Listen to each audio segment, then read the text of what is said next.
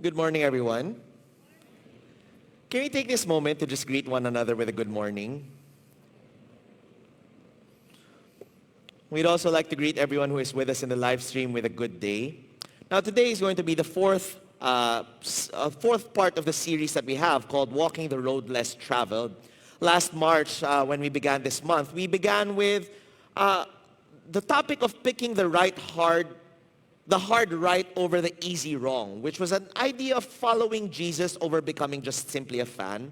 Then we followed that up with choosing God over our feelings, which was about taking away a little bit of what we're feeling, turning that off so that we could follow God and become agents of God's love. On week 3 of our ability. If you're into running, I'd like to ask, is anybody here a runner? Runner. Tumatakbo sa taas. Yung maraming tumatakbo lang galing sa utang. But in running, especially if you're going through long distances, it's not as simple as just running from point A to point B. Now, when you begin running, of course, it's going to feel like such a big struggle. Sobrang hirap niya kasi syempre your whole body is in a state of inertia. An object at rest wants to remain at rest. And so it's going to be difficult to begin running. But after about a kilometer or so, you're going to enter into what is called a runner's high or a second wind, where over the next few kilometers, what you're feeling is it's like natural. Sobrang dali dumaan, sobrang dali lang tumakbo. But inevitably, at a certain point, run in a long enough distance, you're going to face what marathon runners call the wall. Yung pader. One day at that moment, you're going to hit the wall, which is that moment where no matter how many steps you take, it feels so difficult. Parang ang pakiramdam mo, ang bigat-bigat ng paa, yung puso mo sumasabog, and you start questioning yourself a lot. Generally, they say that is at around the last 2 to 3 kilometers of a 42-kilometer run. Aabot ka sa punto na talagang hirap ka na.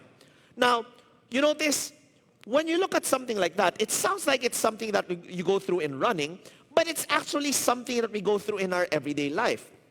We sometimes hit what is called a mental wall. We sometimes hit what is called an emotional wall. And sometimes we even hit a spiritual wall, where we feel like taking the next step is just too much, hindi ko na kaya, at ang sunod na gusto mo gawin na lang ay sumuko. Now, why is it that we hit the wall? Sabi po ng isang manunulat, hitting the wall refers to the point in a race where your body simply runs out of energy.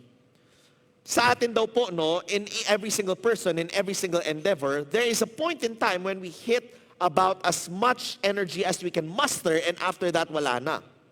While you can produce energy via carbohydrates, fat, and proteins, carbohydrate is the body's preferred fuel source during exercise. This is broken down into glucose and stored as glycogen in the liver and muscles. And when your body runs out of glycogen, it has to use other fuel sources such as fats and proteins, but you're not able to make energy as efficiently. Mahirap po siya. And so, at some point, while you're running, you may find yourself hitting a wall, where at that point, negative self-talk can derail your run, making you want to give up. At this point, it's really important to refocus. Kasi lahat ng tao, tatama tayo dun sa pader na yon, pero hindi lahat ng tao tumitigil pag natamaan nila yung pader. Now, I'm looking at this in terms of a marathon because of course, when we think about a marathon, it's not something that you do for fun. Tama po ba? Parang pakiramdam ko lang bato-bato sa langit. Yung mga tao nagmamarathon, ginagawa nila yun to prove a point. Kasi kung gusto mo to have fun, alam nyo ano masaya? Magpamasahe. Diba? Alam nyo ano masaya? Kumain ng marami. No? Yung mga ganun masaya. A lot of people who go through marathons do it because they want to prove a point. And so did you know that there are 2 particular ages where a lot of people choose to run marathons? The first is 40. 40 years old. Kasi at 40 years old, kahit ano sabihin mo na, hindi mo pwede sabihing bata ka pa. Diba? And so, a lot of people, by the time they hit 40, naisip nila, hindi, I need to fight back against aging. I want to prove to myself I can still do it. So they start running a marathon at the age of 40. Now, the second time that people tend to go on marathons is at the age of 60. Bakit? 60 is that magical number when aging starts to accelerate. Yun daw po yung taon na parang biglang maraming lumalabas sa mga kung ano-anong sakit. And so a lot of people, they start to think about, what can I do to fight back against my aging? And one of the things that they do is they run.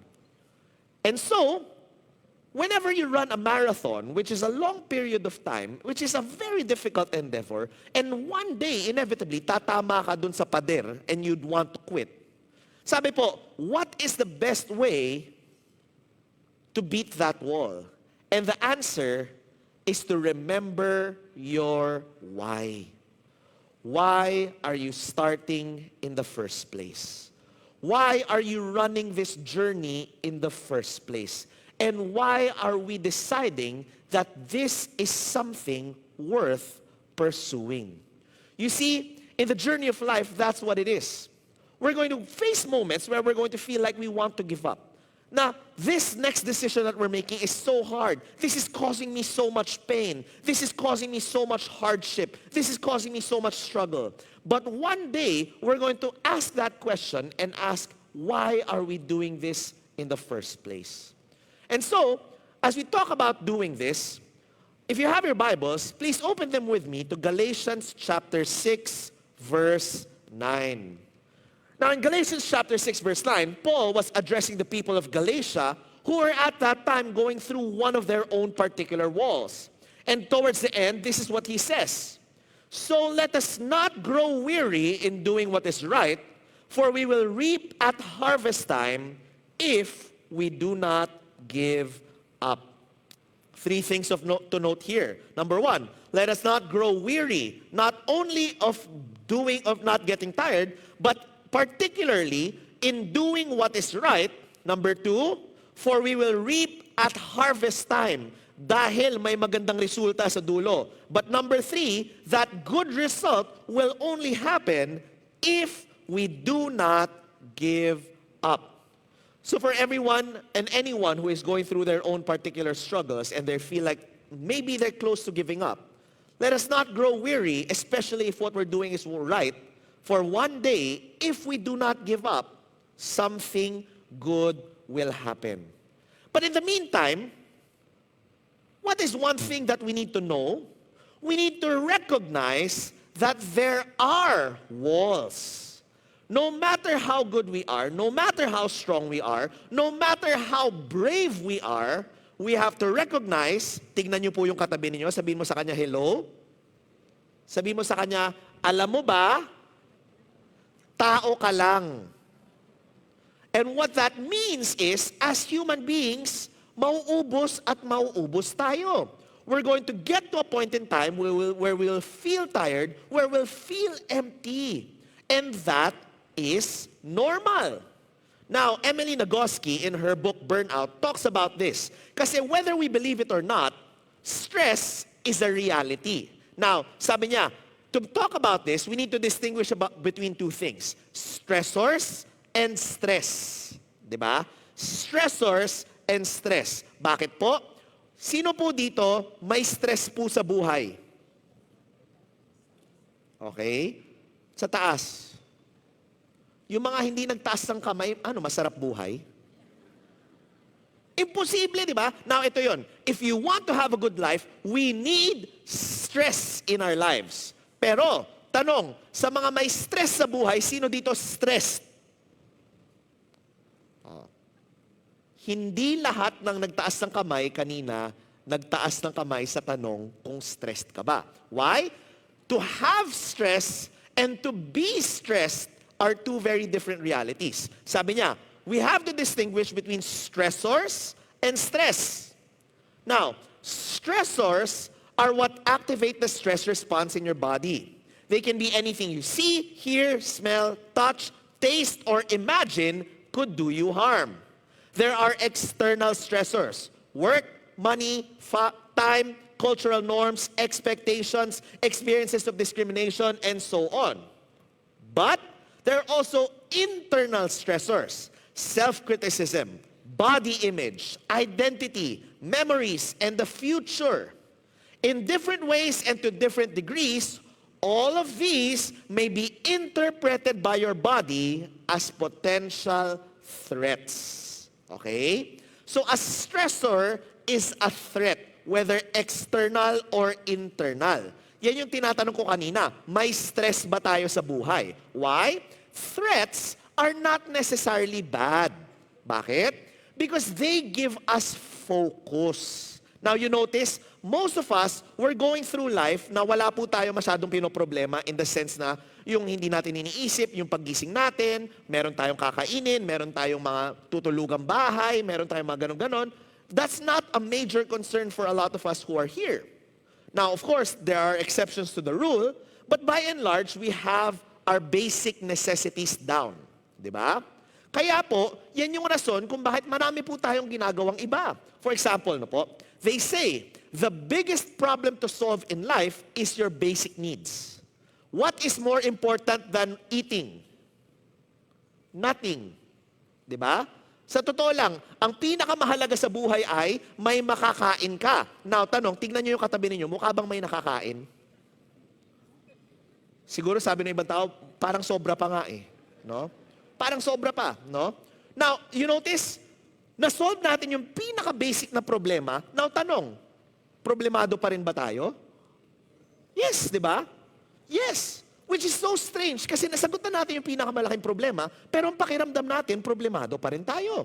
And you see, that's our ability, that's our body making what is called a problem creep. Na-solve natin yung pinakamalaking problema, pero feel pa rin natin maraming problema. Bakit? Because of these stressors, these experiences. Now, not all of these stressors, not all of these threats are bad. Bakit? They're also what drive us to pursue success. Siyempre, gusto rin natin manalo eh, no? They're what push us to pursue relationship. Di ba? Takot maging single, yung mga ganun. Marami yan. So, a lot of these things focus us. Now, ang problema, ito kasi yan. Our bodies have not developed fully enough that we have come to a point where we can distinguish between existential threats and normal everyday threats. Bakit? What are existential threats? Ito yung mga bagay sa buhay natin na kung hindi natin sagutin, mamamatay tayo. For example, di ba po? Pag hinabol tayo ng leon, wala pa nahahabol ng leon dito. Aso pa lang. No? Now, pag hinabol tayo ng chihuahua, walang katakot-takot. Pero kung hinabol tayo ng pitbull, mapapatakbo tayo. Tama po ba? Siyempre. Now, imagine kung leon po yan. Now, when you perceive a threat, hinahabol ka ng leon, your body takes away all of the blood from the body and pours it into your extremities. Braso, paa. Bakit? Your body needs all of its energy to solve the most important problem at hand, which is the lion. Diba? Pag may humahabol sa iyo ng leon, gusto mo ba na iniisip ng katawan mo, i-digest yung kinain mo kanina? Hindi. Bakit? Kasi kung dinigest na yan, pero kinain ka ng leon, patay ka pa rin. And so, a threat focuses your body to perform. Kaya po, did you know na for a lot of people, this anxiety is what is called performance anxiety. Yung excited ka na excited kinakabahan ka kasi you know if you can't perform, may problema, may mangyayaring masama. Now, that's what a stressor is. But stress, sabi po niya, is the neurological and physiological shift that happens in your body when you encounter one of these threats. Pag na-threaten pala tayo, nagkakaroon ng pagbabago sa utak at sa katawan. It's an evolutionary adaptive response that helps us cope with things like, say, being chased by a lion or charged by a hippo. when your brain notices the lion, it activates a generic stress response, which is a cascade of neurological and hormonal activities that initiates physiological changes to help you survive. Merong epinephrine para mas maraming blood, glucocorticoids to keep you going, endorphins so that you don't feel the pain, your heart beats faster, your blood pumps harder, your blood pressure increases, and you breathe more quickly. Your muscles tense, your sensitivity to pain diminishes, your attention is alert and vigilant. Now, focusing on short-term here and now thinking, your senses are heightened, your memory shifts to channel its functioning to the narrow bandwidth of experience and knowledge most immediately relevant to this stressor. Plus, to maximize your body's efficiency in this state, your other organ systems get deprioritized. Your digestion slows, your immune function shifts, ditto with growth and tissue repair, as well as reproductive functioning. In a state of stress, ang nangyayari sa katawan natin is we experience changes in our body and mind that turn off many of our processes and puts us into fight or flight mode. Yung katawan natin, handa lang lumaban.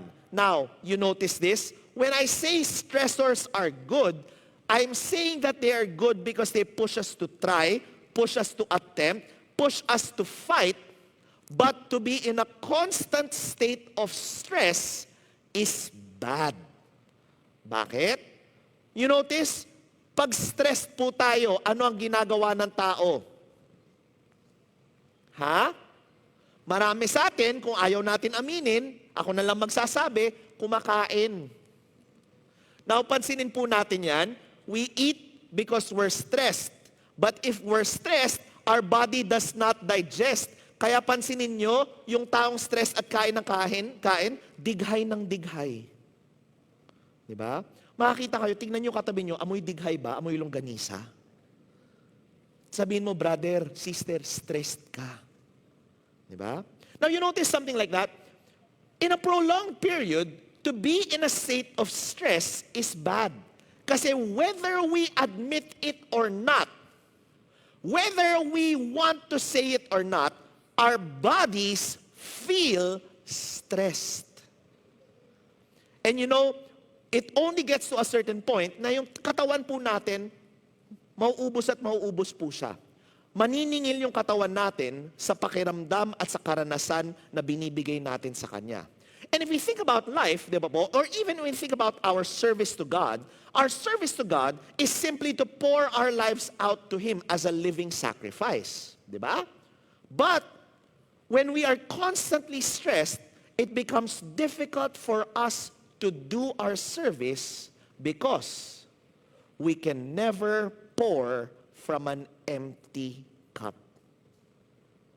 Kahit ilang beses natin subukan po, magsasalin po tayo galing sa sarili natin, ubos na. Ano pang isasalin natin kung hindi hangin? You notice? A constant state of stress, a constant state of hitting the wall will not be good for our faith. Balikan natin yung kanina sinabi ko, no? Bakit po tayo nag-hit ng wall? Kasi kulang daw po ang ating nutrition. If our energy comes from carbohydrates for us to run, it means we underfueled on our carbohydrates. Kaya wala na tayong mapaghuhugutan. So what does that mean? The wall, when we face it, when it happens to us, is because we have not fed ourselves correctly.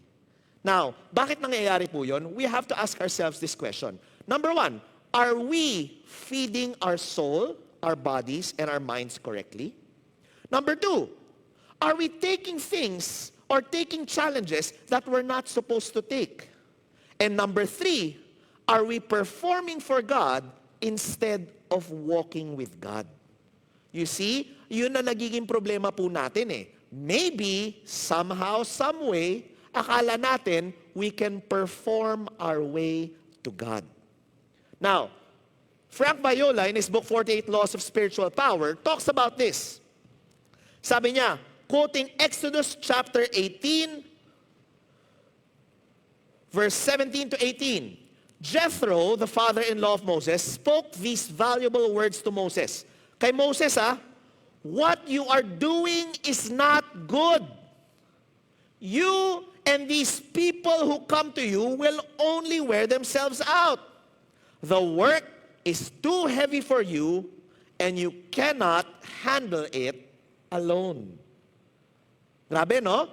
Sa Bible, na-skip natin yan, hindi natin napansin. Bakit? Siguro, when we were reading this at this time, hindi natin napansin because God had not yet done so many miraculous things. We were still in the process of trying to understand how the burning bush was for us. Siyempre, gusto natin makilala ang Diyos, but we don't recognize what was accepted by Moses. The difficult task of bringing the people of Israel out of Egypt back to the promised land. Now, ang tanong, sabi nga si Jethro, nung nakita niya na yun yung trabaho na binigay ng Diyos kay Moises, sabi niya, hindi nyo kaya to mag-isa. Now, ano kaya ang ginawa ni Moises? Bakit kaya sinabi ni Jethro po yan? You see, Moses was going through the temptation that every single one of us carry, which is what? The temptation to face everything alone. Tignan niyo yung katabi ninyo, sabihin mo, alam mo ba? Minsan, bida-bida ka. We all run the temptation of being bida-bida. One of the greatest temptations for a spiritual leader is to be so consumed with God's work that you burn to a cinder. In my early years of doing the Lord's work, I was a weekend warrior. I worked 5 days a week in the public sector, only to hop on a plane Friday, preach in another state for a weekend, fly back Sunday evening, and return to work Monday morning. It was a powerful recipe for burnout. Eventually, I discovered that the Lord built Sabbath, rest, into His creation for a reason. Jesus, who did more ministry than most humans, regularly retreated to decompress and recharge. Kaya po sabi niya, you know what God did? Si Jesus always retreated to 3 different places. Near water, on a mountain, and in a desert. Now, ano meron sa 3 lugar na yon? Yun yung 3 lugar na konti lang ang tao. Why? We could never refuel when we are online. Alam nyo anong problema po natin? Most of the time, we are in a state of always being online and defensive. Pansinin po natin, we're performing everywhere we go, whether in our families, at our work, and sometimes even in church. Diba? Tingnan nyo yung katabi ninyo, nagbihis yan para sa Sunday. Now, I get it. Okay? Don't get me wrong. I am the type of person who believes in Sunday best. But I'm also the type of person who believes magpakatotoo ka. Diba? Bakit? Madalas, hindi tayo makarefuel at recharge kasi pumipeke tayo. Parang ganito lang yan, no? Sino po dito nakapag first date na? Ever sa buhay nila? First date. Kawawa naman yun ba? Hindi nyo na maalala? First date, first date. Diba? Now, first date, usually, diba, sa first date, nagkakahiyaan pa yung mga tao. At dahil nagkakahiyaan, medyo may pakitang tao pa ng konti yan. Kunyari, kakain kayo, ang order mo, gusto mo kumain ng isang damakmak na kanin, pero pag nasa harap ka ng taong gusto mo at hindi mo pa kilala, syempre, kunyari, demure, very cutesy, very mindful, konti-konti lang, chill, di ba? Now, hindi ko po yan makalimutan kasi alam niyo po, bilang lalaki, I grew up with 5 sisters. Now, with 5 sisters, of course, I'm very used to women. I'm very used to women that women are just normal people. Di ba? Tao rin sila. Pero kung hindi ka sanay sa mga kababaihan, akala natin ang mga babae, kunyari, dito ako weirdong-weirdo, ang mga babae daw hindi umuutot. Narinig nyo na po yun? Di ba? Sabi ko, grabe naman yun, kawawa naman yung mga babae. Ibig sabihin, mabaho yung pawis nila. Di ba? Na meron ako nakilalang tao, sabi niya sa akin, alam mo coach, meron lumapit sa akin, may nakadate ako dati. Alam niyo po yun, umiinom kami ng soda. Pag inom ko ng soda, napadighay ako, sabi ba naman sa akin, babae ka ba? Sabi ko, ha? Kawawa naman yung tao na yun. Pinagkakalaan pa pala siyang hindi babae dahil dumighay. You notice this? When you're in a getting to know process, you're performing. Now, the sad part is, sometimes, as parents, we are performing to our families. No? Nagpapakalakas tayo when we're not really like that. As children, we are performing to our parents. Nagpapakabait tayo pag hindi naman talaga. No? As workers, we're performing in our jobs because we don't want to get fired. Diba? And then, when we get to church, we're still performing to God because we don't want to get judged. Now you notice, every single situation, every single moment, we're always performing. Nagpapakitang tao tayo. Kaya hindi natin ma-focus kung ano ang kailangan natin.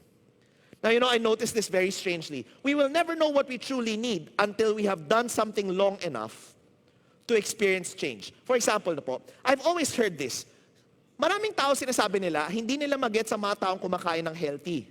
Kasi, pag kumakain sila ng healthy, pag nakakain ng hindi healthy, nagkakasakit.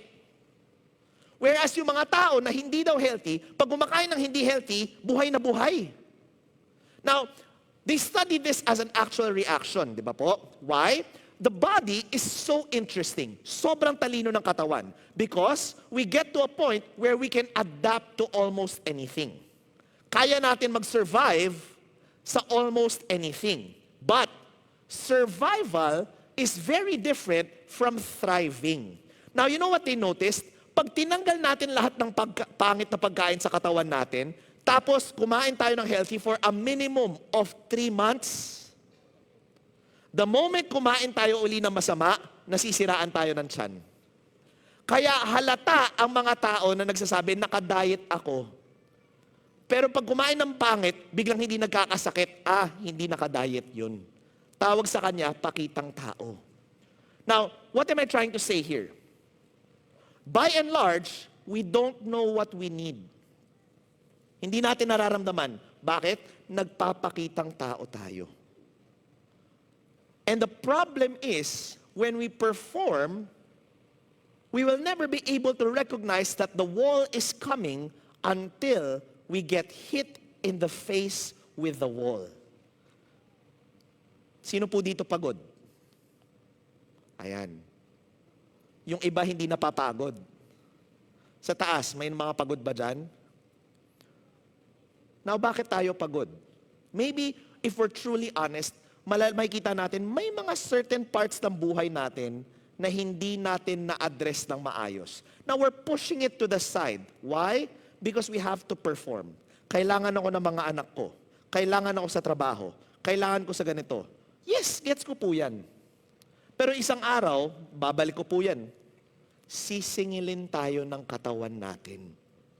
Sisingilin tayo ng katawan natin at magsisimula tayo mangsisi ng iba para sa mga desisyon na ginawa natin. Sisisihin natin ang ibang tao. Sisisihin natin ang trabaho natin. At alam niyo masaklap, sisisihin natin ang Diyos kung bakit tayo nagkasakit na ginagawa lang naman natin yung dapat. It is better to recognize that there is a wall than to run straight into a wall. Bakit? Sino po dito ba? Nagkaroon kayo ng problema tulad ko nung bata ako. Kasi ako po, alam niyo po, when I was about 3-4 years old, hindi po ako marunong maglakad. Ang alam ko lang, tumakbo. Okay? 3 or 4 years old, takbo lang ako ng takbo everywhere. Ang problema, bilang 3 years old na bata, marunong tumakbo, hindi ako marunong tumigil. Alam niyo daw po nangyayari sa akin, kinikwento sa akin ng mga kapatid ko at sa mga nag-alaga sa akin ng bata. Para daw pala tumigil, tatakbo ako diretso sa pader. Kaya alam niyo po, kung makita niyo to dito, may may umbok, may paloob dito. Kasi ilang beses ko daw inuntog yung ulo ko sa pader. Now, alam niyo po, matalino o hindi? Hindi ko alam kung sinabi niyo matalino dahil sarcastic kayo or... Hindi, matalino o hindi na ginagamit ang pader para tumigil? Siyempre hindi di ba po? Why? Kung makakita ka ng pader, anong gagawin? Titigil o kaya liliko? Now, ang problema natin, pag nakita, hindi natin nakikita yung pader, kaya takbo lang tayo ng takbo diretso. We run straight into a wall, and it hits us, and it hurts us, and we fall down. You see? That's why I'm saying, we need to recognize the wall. Mas mabuting iwasan kaysa sa bungguin yung pader ng diretso. T. Austin Sparks said it correctly. Sabi niya, God is more concerned with what is done in us than what we do for Him. He often reaches His end with us much better when we are in a state of inactivity than in times of much work. God is more concerned with what happens in us. Napag-usapan po natin to last month, that life and faith is a marathon. Pangmahaba ang takbo siya. And if we recognize that life is a marathon, God is concerned with what is happening in our lives. Not in what we are doing for Him, but whether we are becoming better, whether we are becoming more faithful, whether we're becoming deeper in Him, more than what we are doing for Him. And so this is a day for us to look at ourselves. Tignan natin ang sarili natin. Masyado ba tayong maraming sinusubukang gawing para sa Diyos, nakakalimutan natin na kinakailangan siya ang kumilos sa atin? Maybe for some of us, we're attempting to do so many great things for God that we forget that over what we're doing, God is concerned with how we're feeling. Because if we're not able to address how we're feeling, we might one day grow tired. And what are the causes of weariness? Ba't tayo napapagod? Number one, generally, it's because we don't see results. Wala tayong nakikitang resulta. Now, meron tayong problema bilang mga tao. We think results come fast. In the book, Do Hard Things, written by Alex and Brett Harris, they talk about this book written by Rudyard Kipling. In Rudyard Kipling's classic novel, Captain's Courageous, 15-year-old Harvey Shane, the son of a wealthy railroad tycoon, is washed overboard from a transatlantic steamship and rescued by fishermen. Cold, wet, and forgotten for the first time in his spoiled existence, Harvey at first tries to convince the fishermen of his parents' great wealth. He wants them to abandon their fishing season and take him ashore, where he promises his father will reward them generously. But his pleas don't work, and in the end, he is forced to earn his keep mending nets and gutting fish. So si Harvey Shane, spoiled, mayaman, anak ng may-ari ng tren, nalaglag sa barko, naligtas ng mga mangingisda. Sabi niya sa mangingisda, iuwi niyo ako sa tatay ko, may reward kayong malaki. Sabi ng mga mangingisda, hindi siguro. Na ano nangyari? Siyempre, nasa fishing vessel siya, sabi, huwag ka dyan paupo-upo lang, tumulong ka. Hindi o marunong mangisda, di magtahi ka ng mga lambat. Konti lang ang lambat na nasisira, di linisin mo yung mga isda. Now imagine this po, mayaman, spoiled, walang alam gawin. Nung napunta siya sa ganong sitwasyon, akala niya minalas po siya. Siyempre, di ba po? Imagine, no? You started at this point, and then you're brought to the lowest point. Now, for a lot of us, pag nangyayari yun sa atin, nafe-feel natin parang, siguro mali ito para sa akin. Hindi ito yung tamang daan para sa akin. Hindi ito yung tamang gawain para sa akin. Hindi ito yung mga kailangan ko gawin. We lose heart and we lose hope. Di ba? Kasi feel natin mataas na tayo, tapos bumagsak tayo. Now, what happened to Harvey Shane? At first, Harvey can't believe his bad luck. The back-breaking work, the long hours, the stench, and the cold and wet disgust and overwhelm him.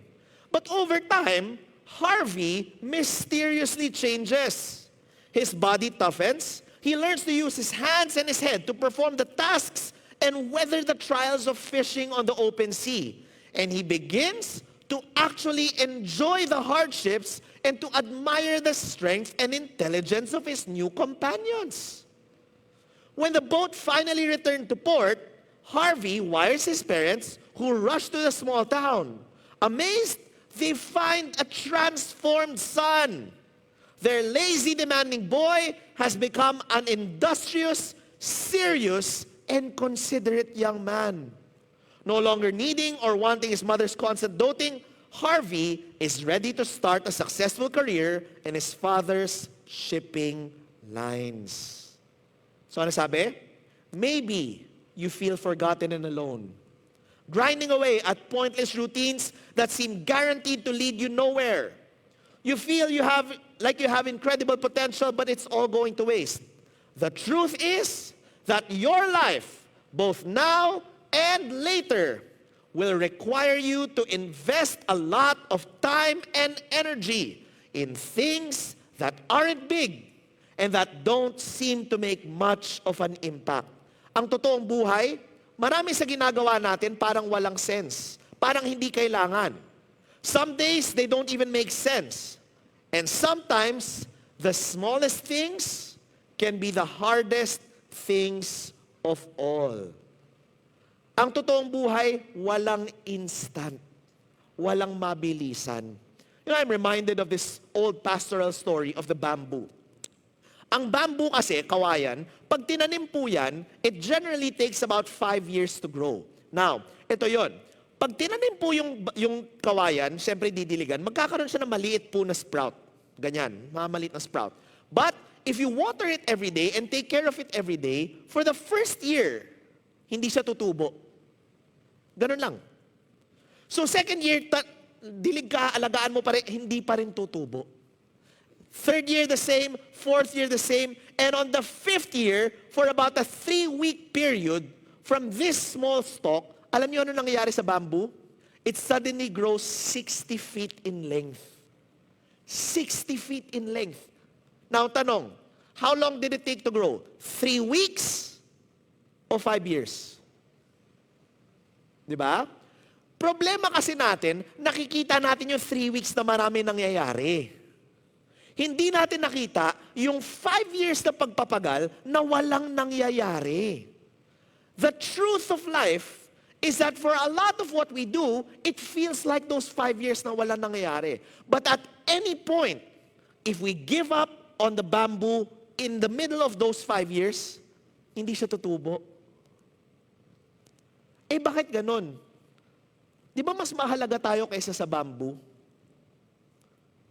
Di ba? Parang di kayo sure Kawawa naman. Mas mahalaga tayo sa bamboo. Tanong natin ang sarili natin, ba't tayo sumusuko sa sarili natin? Bakit madalas sumusuko tayo sa sarili natin? Sinasabi natin, hindi para sa akin to, hindi ko kaya to. Hindi yan, hindi yan nasa loob ng kakayanan ko. Hindi, may lumaban sa akin, wala akong nakikitang resulta, siguro may problema lang ako. You notice? Kung ang bamboo takes 5 years to grow, how much more important are we than bamboo? You know, strangely, a human being is the only being in the whole planet that takes 18 years to cultivate. 18 years. Siyempre, di ba po? Bago po malaman ng bata kung anong kinakailangan niya gawin, kinakailangan alagaan muna siya eh. And so, if we're not able to cultivate for 18 years, siyempre, reparative, may mga kinakailangan ayusin. So if it takes 18 years just for us to get a certain sense of the world, how long will it take for us to develop into more useful people? Diba? Kaya, if we're not seeing results, guess what? That's real life. We need to get used to the small that seem impossible. Tingnan niyo yung katabi niyo, sabihin mo sa kanya, huwag ka susuko. Don't give up on yourself. Because if it takes 5 years for bamboo to grow, how long will it take for us? Now, the second reason why we become tired is because we have opposition. May mga lumalaban sa atin. And generally, when we have people who fight against us, we feel as if things are not right. Kasi, kung tama yung ginagawa natin, dapat walang kalaban. Kung tama yung ginagawa natin, dapat lahat ng tao matutuwa sa atin. But you know, earlier I said, we're going to talk a little bit about the context of Galatians. Now, in N.T. Wright's book, Galatians, where he talks about the whole context of Galatians, sabi po niya, it happened in the 1st century. Now, during the 1st century, nagkaroon ng isang malaking gulo in around 66-67 AD, which was Vespasian, the emperor of Rome, commanded the armies of Rome to destroy Jerusalem. Why? Because when you are ruled over by the Roman Empire, you are required to worship their king. Kaya sinasabi, Caesar is Lord. Caesar is Lord. You will see references of that in the Bible. Kasi di ba, the Pharisees asked Jesus, are we supposed to pay the tithe to Caesar? Eh kanino ba nagtitithes? Sabi nung isa, ano ang tithes? Di ba? A tithe is something we give as a part of our worship. Di ba? Now, if you're asked for a tithe for Caesar, then that means you worship Caesar. What does Jesus say? Sino nakasulat dun sa coin? Kung si Caesar yan, give to Caesar what is Caesar's. Di ba? Now, that's a symbol of what was happening in the 1st century. Now, everyone in the whole Roman Empire, dapat hindi sila mag-worship ng ibang Diyos except si Caesar. Or rather, no, sorry. They can worship any God they want, except that they have to worship Caesar first. But, if you read the Bible, di ba sabi po sa Exodus, you shall have no other gods before me.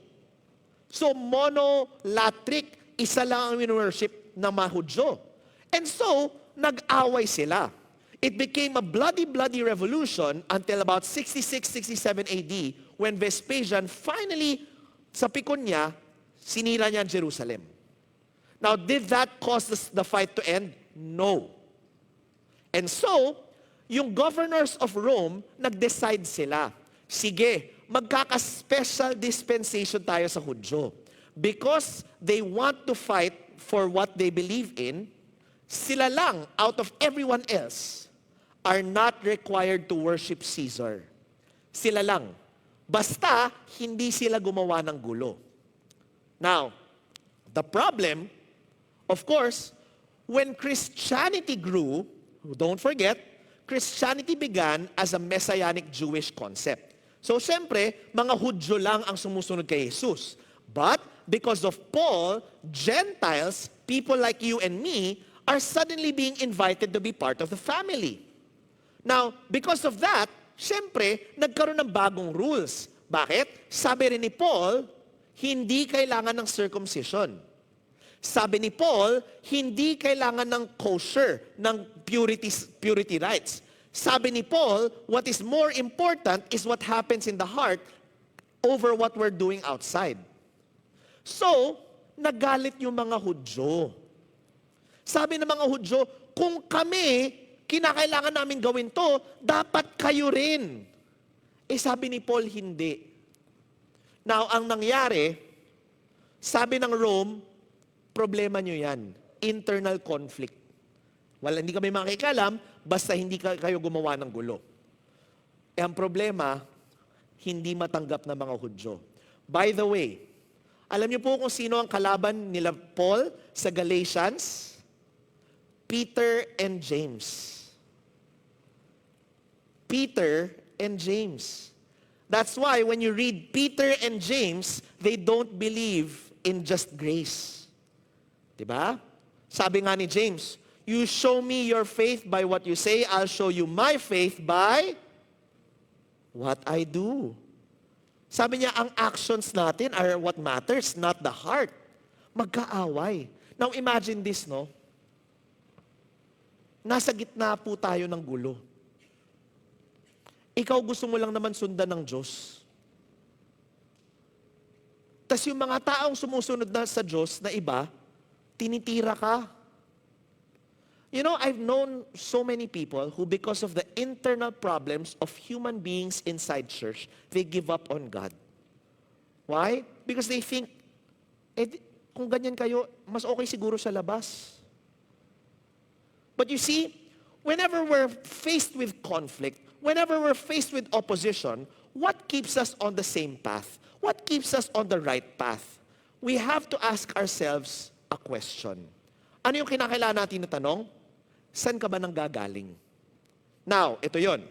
A lot of people who follow God, we say we follow God because we love Him, but a lot of the times, we follow God because it is convenient. Ano ibig sabihin yan? Magulang natin, Christian. So yung faith ng magulang natin, kukunin na rin natin. Maybe, meron tayong gustong ligawan na nandito. Kaya convenient. Marami akong kilalang na ganyan. For some of us, that convenience has to do with, pag nandito ako, nabibless ako eh. Or rather, pag nandito ako, gumaganda buhay ko. Now, is that the only basis of faith? No. Now, am I saying that's wrong? Not necessarily. But, it's not going to be robust. Alam mo yung sabihin ng robust? Yung kaya niya mag-withstand ng challenges and difficulties. Now, the only faith that is robust has to begin from the right place. Sabi po ni N.T. Wright, to be a Jesus follower was therefore to claim a new version of the standard Jewish exemption clause, and to do so in full awareness that this was bound to be risky and unpopular, both with the Jewish community and with the wider civic, not least Roman society. Communities do not take such risks unless something powerful is pushing them in that direction. Paul would not hesitate to name that powerful force. Ano daw po ang nagpupush sa atin? Sige, basahin natin yung nakadilaw. The Messiah's love makes us press on. The beginning of everything is the question, naramdaman mo na ba ang pagmamahal ng Diyos sa buhay mo? We could never force anyone to believe what we believe. We have to let people experience God for themselves. Why? When we experience God for ourselves, we know what love feels like. Now the thing is, pag uhaw ka, ang kailangan mo tubig. Pag makatikim ka ng tubig, alam mo nang ayaw mo na ng iba. It's the same experience of love. When we have truly felt the love of God, we know that there is no other answer except God's love. Diba? It is the beginning of strength. Now the question is, have we felt God's love in our lives? Yan yung tanong dyan eh. When we are faced with our conflicts, meron ba tayong sinasandalan na napakalakas na hindi natin matalikuran? Kasi kung hindi, malalaglag po tayo eh. Kaya sabi niya, to pursue the political dimension of Paul's message and of his present argument is not to exchange heartfelt spirituality for dry sociology. It is, as Paul insists in Galatians, to follow Jesus' own command to take up the cross. And one only does that sort of thing out of love. Ba't tayo pupulot ng krus? Dahil sa pagmamahal.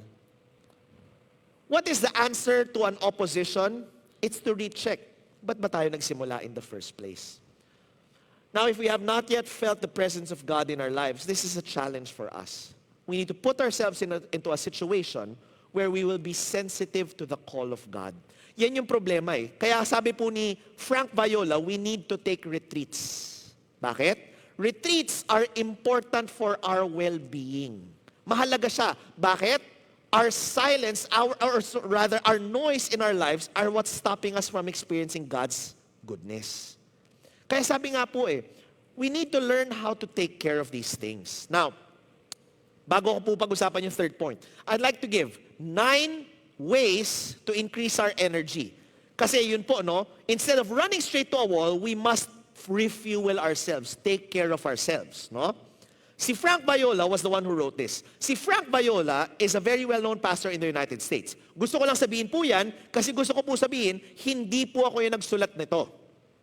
Okay? Ba't ko po gusto sabihin yon? Kasi baka isipin nyo po, dahil mahilig ako sa health and wellness, ako ang nagsasabi nito. Hindi po ako nagsasabi nito. Ulitin ko po, sino nagsabi nito? Basta klaro tayo si Frank Viola. Spelling, Frank, F-R-A-N-K, Viola, V-I-O-L-A. Kung ayaw nyo sinasabi ko, wag nyo po ako sisihin. Sino po sisisihin? Klaro tayo dun, ha? Okay. Let me show you the 9 things that Frank Viola say is important for us to take care of our energy. Para hindi tayo maubusan at hindi tayo sumampal sa pader. Let's show it. Number 1. Ulitin ko po, hindi po ako nagsabi niyan. Ano po ang sabi niya? Stay away from foods high on the glycemic index. Ano ibig sabihin nun? Iwas sa asukal. Number 2, avoid energy-depleting people.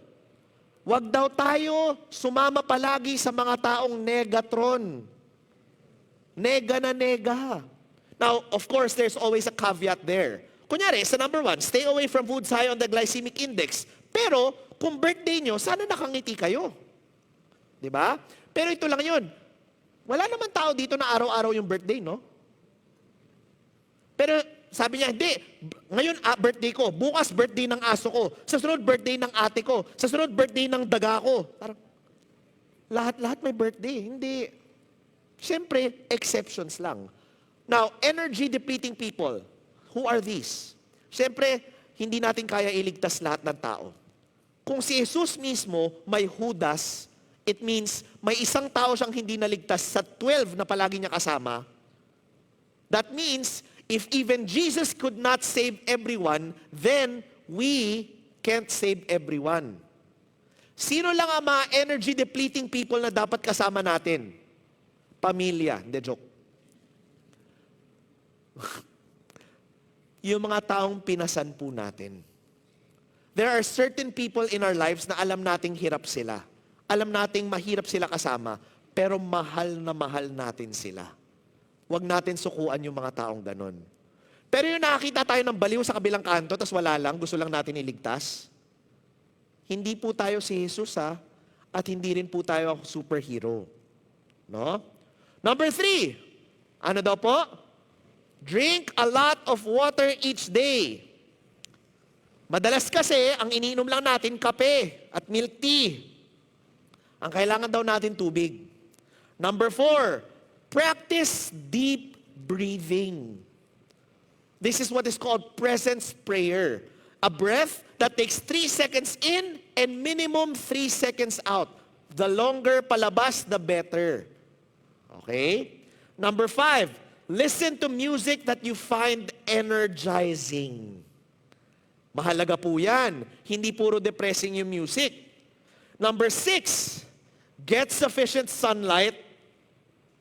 Number 7, take breaks throughout the day. Itong number 8, gustong-gusto ko. Find out what inspires you and regularly expose yourself to those things. And number 9, build into your yearly scheduled retreats, either near water, mountains, or deserts. Mahalaga daw po, we spend time refueling ourselves. Romans chapter 12, verse 11 to 12, Message version says this, don't burn out. Yan daw ang mahalaga. Don't burn out. Keep yourselves fueled and aflame. Responsibilidad po nasa atin. Be alert servants of the Master, cheerfully expectant. Don't quit in hard times. Pray all the harder. This is a reminder for us that the responsibility to not hit the wall is on us. Now, going back to what we were saying kanina, causes of weariness. You know what is the third cause of being tired? Emotional burnout and isolation. Tama po ang Exodus chapter 18, verse 17 to 18. You are not supposed to face this alone.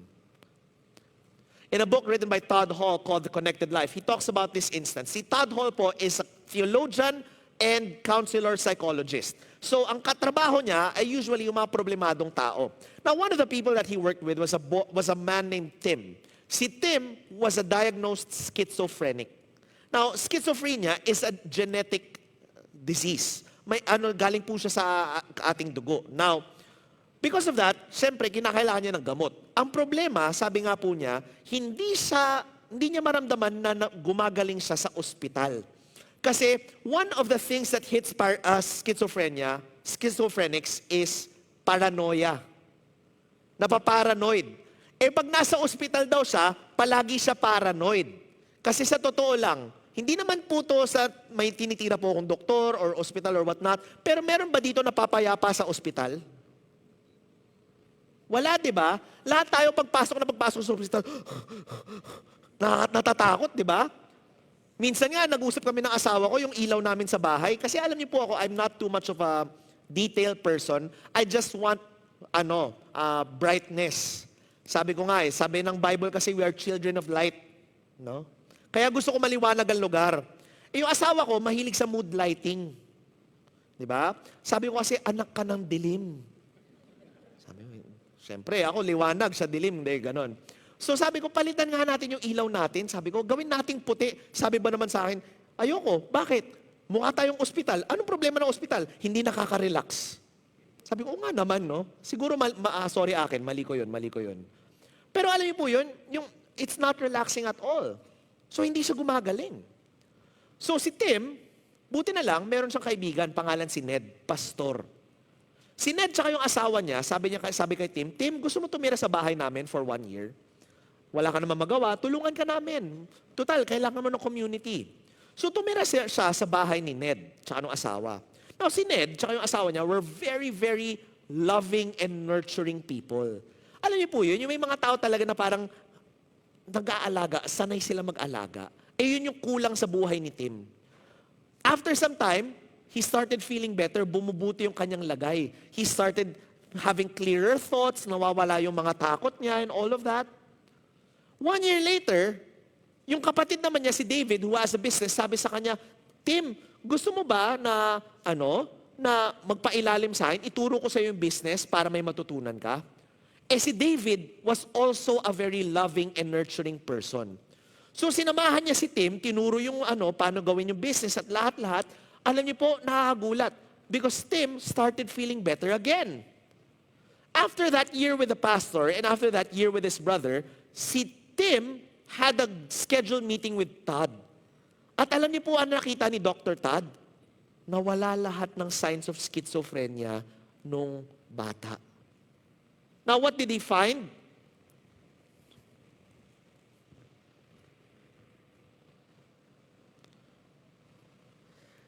Loving connection, it turns out, has the power to overcome genetic vulnerabilities because we are born to connect. Loving connection has the power to overcome genetic vulnerabilities. Dahil may grupong nagmahal kay Tim, nawala yung kanyang schizophrenia. Tim's story illustrates that we are profoundly relational beings. The absence of close relationships is a health risk factor that plays a larger role than smoking, obesity, and physical activity in its effects on mortality rates. What is one solution to help us not hit the wall?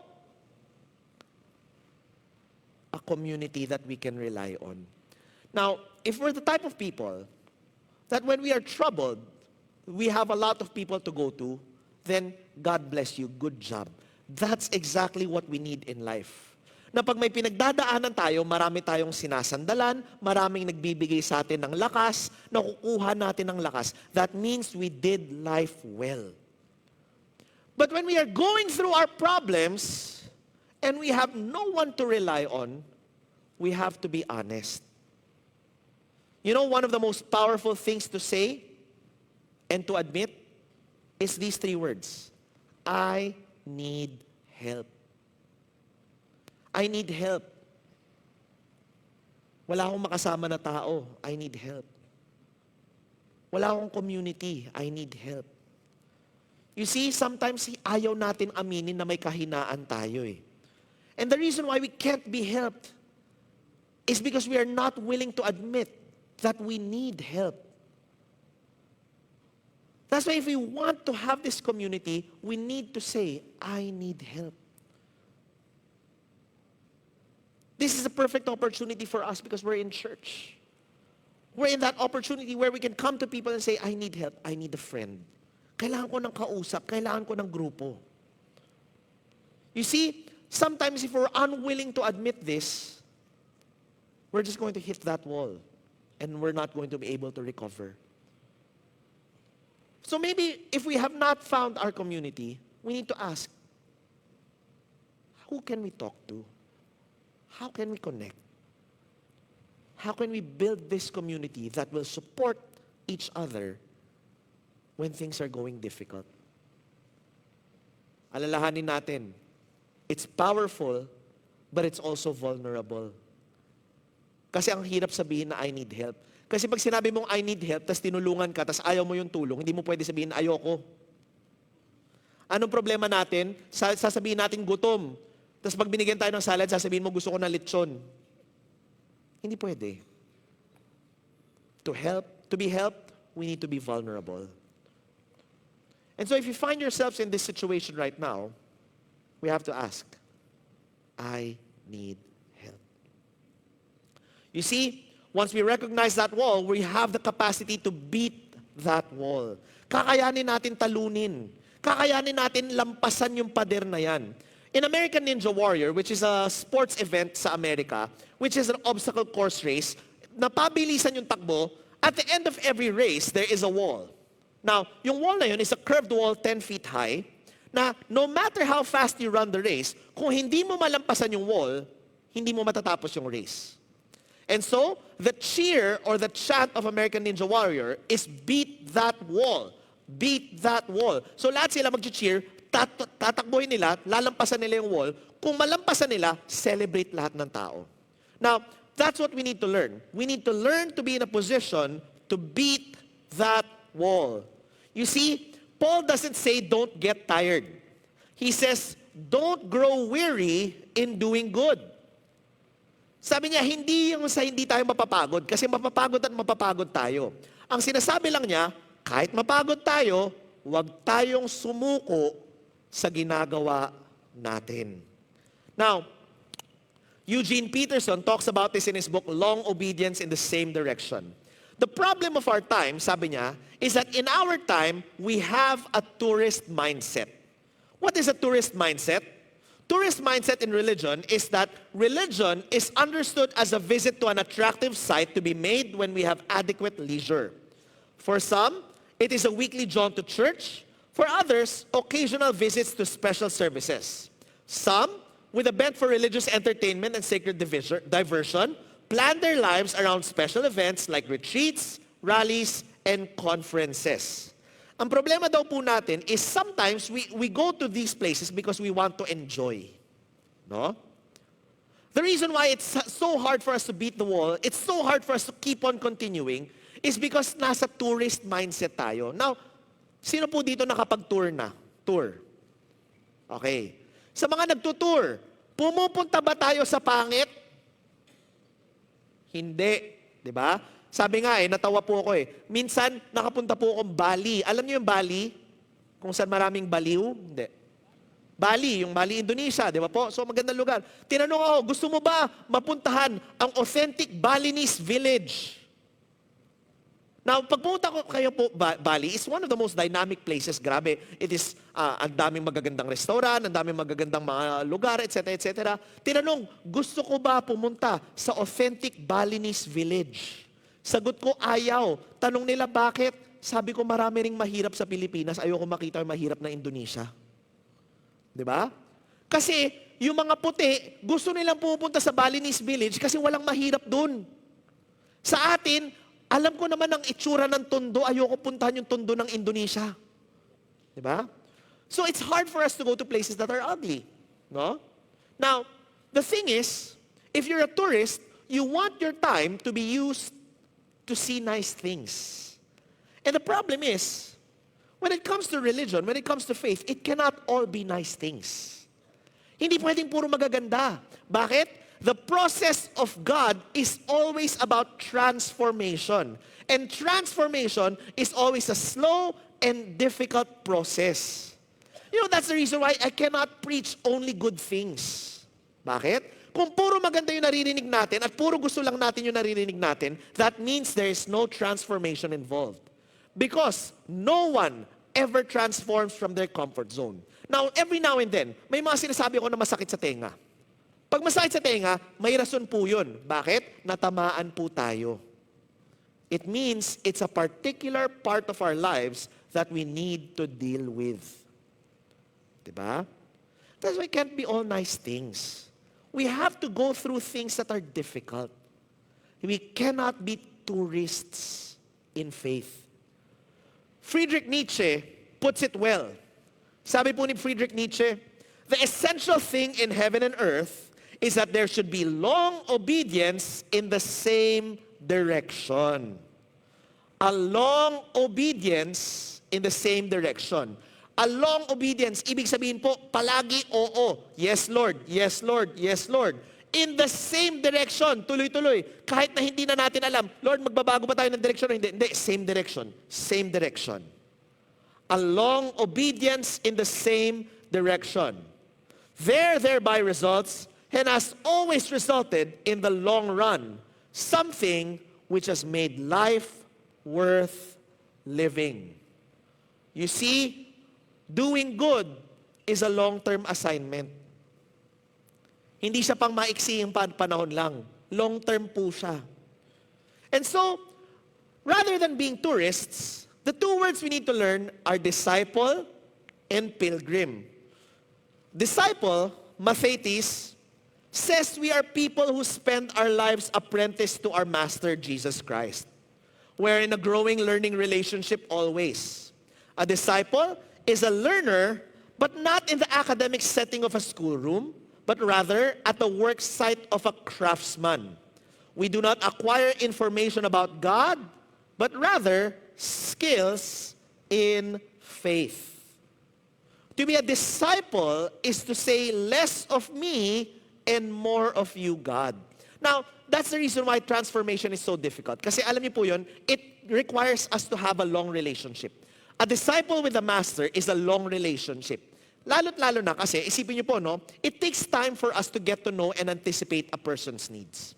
For example, no po, how many people here, meron kayong friend, partner, or kapamilya na isang tingin pa lang, parang nag-isang paragraph na yung sinabi?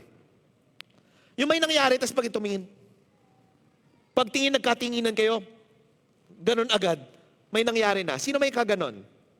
Ayan. Kawawa naman yung mga tao dito. Wala kayong mga minamahal at kaibigan? Diba? Usually, ang mga mag-asawang matagal na magkasama, isang tingin pa lang, kuha na. Kaya nga sabi, diba, makuha ka sa tingin. Diba? Makuha ka sa tingin. Yung mga ganon, no? Now, you notice, that takes time to develop. That takes a long time to develop kasi kinakailangan maintindihan natin yung gusto at ayaw ng tao. Now, once you get to that point, we're able to anticipate what a person wants or needs. Correct? And so, before the person even asks, may bibigay natin yung gusto at kailangan niya. Now, a discipleship with God is that same idea. That before God even asks, because of a long-term relationship with Him, we are able to anticipate what He wants from us. It is not about our mood. It is not about our feelings. It's about anticipating what God will ask from us. Now, you know, it's one of the most challenging things that I had to face over the past 10 years. Kasi alam nyo, when I entered into the ministry, one of the things that I really wanted to do was that for God to change me. No? Not a lot of people will know this, pero alam niyo po ba, 7 kami magkakapatid, ako yung nagmana sa temper ng tatay ko. Now, if you know my dad, yung tatay ko sobrang init ng ulo, di ba po? Palagi nga sabi nga siya yung pastor na palagi galit. Di ba? Now, pag tinignan niyo ako, halata ba? Hindi, di ba? Hindi.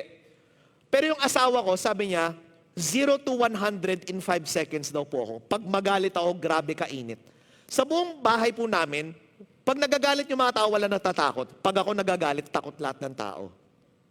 Grabe po kainit yung ulo ko, grabe kainit yung temper ko. But you know, I've asked this question from God na parang, will it help what I'm doing for Him if I remain who I am? Tanong ko yun Kasi alam niyo po yun, pag nakita ko ginagawa ng tatay ko yun, siya yun Alam niyo minsan ang problema ng mga ibang pastor, ginagaya yung tatay ko. Kaya sabi nga, di ba may ibang pastor, pati yung pagtanggal ng salamin, parehong-pareho sa tatay ko. Diba? Sabi ko, kakaiba. No? Ako ayoko, sabi ko, I want to follow God in the way that God wants me to follow Him. And if I have to put my feelings on a cross for Him, then by all means, Lord, please change me. Now, that doesn't mean I'm perfect. Tanong niyo asawa ko, ilang beses ako magalit. Pero pag kilala niyo ako nung bata at kilala niyo ako ngayon, you will not recognize me. Sobrang layo. You see, because that's what the discipleship is. It's asking, Lord, what do you want? You know, this morning I had that experience. Kasi alam niyo po, on the way here to work, kaninang 7 a.m., syempre, alam niyo po yun, ako, naka-work mode. Siyempre, kasi alam naman, naka-Sunday mode ako. Ako magpipreach. Pag Sunday, lahat ng tao, naka-leisure mode. Ito, pagpunta ko papunta sa trabaho, lahat ng kalye papunta sa trabaho, ginagawa. Sabi ko, kakaiba. Sabi ko nga naman kay Lord, tama nga naman yung timing, no? Ito. Habang papunta pa ako dito, meron ako, pagkaliwa ko, pagligo ko sa isang kalye, biglang may nakita akong mabilis na kotse na nag-counterflow. So ako, alam niyo, yung pakaliwa ko, babanggain ako. So bumusina ako. Pag busina ko, sabi ko, sira ulo. Siyempre, no? Nakita ko yung kotse, nagka-counterflow, sobrang bilis, naka-on yung blinkers niya. Naka-hazard siya. Tapos nakita ko sa loob, walang tint, may babae gumaganon. Parang nagsusorry, tapos dire-diretso siya. Alam nyo, sabi ko talaga, muntik na ako magalit kasi sabi ko, walang hiya. Di ba, yung mga ganun na. Pero nung nakita ko sa bigla, nahawakan ko ang sarili ko, sabi ko, 7:00 ng umaga, Sunday, hindi naman siya na-late sa trabaho siguro. May rason ba't siya gumaganon? You know, at that moment, imbis na magalit at mapikon, I had to utter a prayer to God. Sabi ko, Lord, Panginoon, samahan niyo yung tao na yun kung ano man ang pinagdadaanan niya. Kasi hindi ko alam kung may tao magmamadali ng 7:00 ng umaga para lang sa wala. Sabi ko, inisip ko, namatayan kaya siya? May nasa ospital kaya siya minamahal sa buhay? Ano kaya nangyari? Hindi ko alam All I could do was utter a prayer for that person. The old me would just be angry. Kasi ginawa niya yung mali, ako yung nasa tama Di ba? Ang dami natin kilalang ganun, yung mga, hindi, ako yung tama. Parang, kakaiba. But you see, that's what a discipleship is. It's not about what we want. It's about anticipating what God is asking from us. The second word is pilgrim. Now, pilgrim, ano po ang ibig sabihin niya? In Greek, parepidemos tells us we are people who spend our lives going someplace, going to God and whose path for getting there is the way, Jesus Christ. We realize that this world is not my home and set out for the Father's house. That means, no matter what we are going through, no matter how difficult, no matter if it seems impossible, just know this is not the end of our lives. The end is when we go home to our Father and we get home and finally rest. This is just a momentary and short period in time. At dahil maiksing panahon lang yan, tingnan nyo ang katabi nyo, sabihin mo sa kanya, kakayanin mo to. Kahit gaano kahirap yan, kakayanin mo to. Kasi panandali ang panahon lang po yan. You see, that's what it is to be a disciple and to be a pilgrim. In the end, whenever we lose hope, we must remember, perseverance is not the result of our determination. It is rather the result of God's faithfulness. We survive in the way of faith, not because we have extraordinary stamina, but because God is righteous and because God sticks with us. No matter what happens, God will never let us go. Hindi niya tayo iiwanan, hindi niya tayo bibitawan. And so perseverance is just the result of God's faithfulness. Christian discipleship then is a process of paying more and more attention to God's righteousness and less attention to our own. Finding the meaning of our lives, not by probing our moods and motives and morals, but rather by believing in God's will and purposes. Hindi tungkol sa atin po to, it's about God. Our purpose and our meaning is found in God's purpose in us. Whenever you feel like losing hope and quitting, remember, at the right time, there is a harvest if we do not give up. Before we come into a time of prayer, allow me to show you this video. In 1983, there was an inaugural race by Westfield, which is a series of real estate developments in Australia, where the race was from Sydney to Melbourne. So Sydney to Melbourne, which is around 500 miles or 800 kilometers. So isipin niyo po, no, ang takbo, tatakbuhin nila 800 kilometers. Parang wala sa inyo yun, na. Kahit kotse, matagal yun. Kahit eroplano, medyo matagal yun. Pero kung tao tumakbo, tunog imposible. But there's a certain substrata of people who love running called ultramarathoners. Yung gustong-gusto nila yung ganong klaseng challenge. And so, in 1983, the inaugural Sydney to Melbourne run was begun, and a series of elite runners came, sponsored by companies with coaches and support crews. Lahat sila started to run the race. But, in the middle of it all, meron po silang napansin na isang tao. Isang tao na to was a 61-year-old person, naka-overalls, yung jumper, tas rubber boots. Tas sabi, anong ginagawa nitong tao na to? Tumatakbo kasama natin. This person was a farmer named Cliff Young.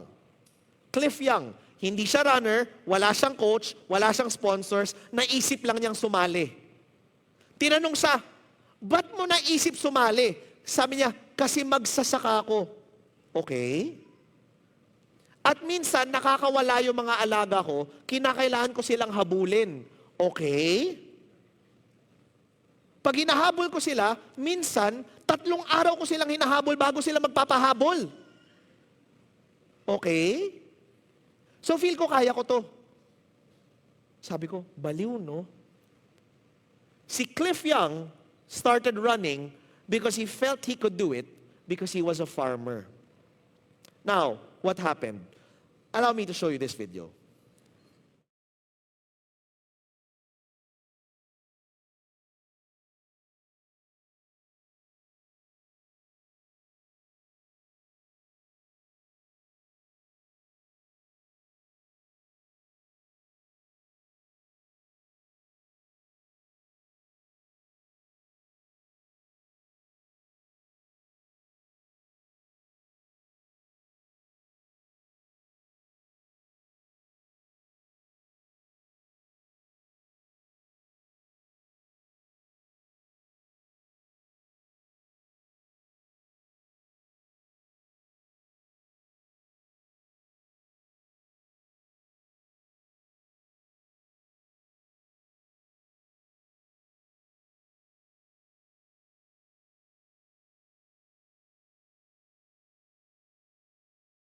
Maybe I'll see you on Trail someday. Ano nangyari? A 61-year-old farmer set the world record, beating the record by over 2 days. Alam niyo po ba't niya natapos in 5 days yung race? Kasi hindi niya alam na pwede pala matulog. Grabe, no? Hindi niya alam na pwede pala matulog. You know why he beat everyone? It's simple. He lived a harder life than any of them. Mas marami siyang pinagdaanan, mas marami siyang pinaghuhugutan. Kaya lahat ng mga elite na sobrang galing, sobrang trained, hindi matalo yung taong maraming pinagdaanan. Sometimes, we never know. Yung mga pinagdadaanan natin sa buhay, may tamang timing rin kung saan makikita natin yung kung bakit tayo pinadaan ng Diyos dyan. Ang sagot lang dyan talaga, huwag tayo sumuko. Cliff Young found his call when that ultramarathon came along. After that, he invented the Cliff Young Shuffle, which is now one of the most used runs when it comes to ultramarathoning. Isipin niyo po, no? No one can run like he did. And so he invented a running path, or rather a running method. Simply because he lived a harder life than most. Pag may pinagdadaanan tayo, don't quit. Don't give up. Refuel, but don't give up. Punuin natin ang sarili natin uli, but don't give up. Because this, what we're doing, is a long-term assignment. Kailangan ka ng mundo. Tayo po lahat ay tumayo sa ating pagpapanalangin.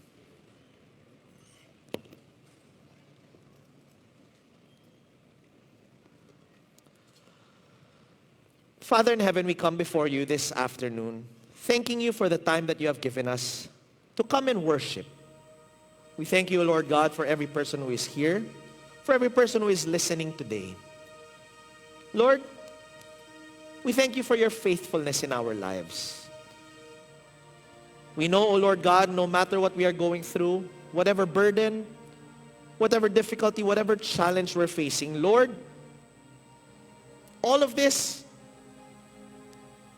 will have a harvest at the right time. And so, Father, O Lord God, we just ask that you be with each and every one. Continue to remind us of why we started in this journey. That all of this began because of a love that you have placed in our lives.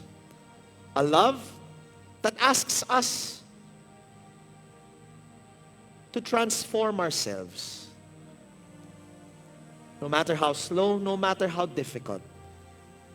For Father, you are more concerned with what happens in us than in what we do for you. And so, O Lord God, we just ask that you work in our lives. You're the one who knows our weaknesses. You're the one who knows our faults. Lord, continue to transform us to be more and more like you. We lift up to you each and every one of us here, O Lord God. In the moments where we are weak, O Lord God, remind us of our why. In the moments where we are challenged, O Lord God, remind us of your love. And in the moments we feel alone, Father, remind us that we are never alone. That in these things we might refuel ourselves to face each and every challenge once again and to break through the wall that shows up in our lives. We ask, O Lord God, that you be with each and every one as we journey through this coming week. That, Father, O Lord God, in the moments that we have, may our lives just be filled with your love and your grace. That we might share them with the people who you bring around us. And in whatever work, and whatever business, whatever school, and whatever concern we might busy ourselves with this week, Father, do not allow us, O Lord God, to use them in a useless way. But rather, O Lord God, may this be an outpouring of our love and our faith. That it might become an act of worship to you. We thank you, O Lord God. And as we give our tithes and offerings, Father, we want to thank you for every blessing and every gift that you have given to us. And we just want to give back all glory, honor, and praise for your deserving of each and every one.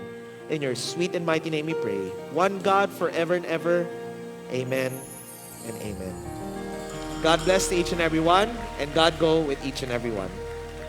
Thank you so much, Reverend Pipo. And before we part ways, please join us in singing these songs.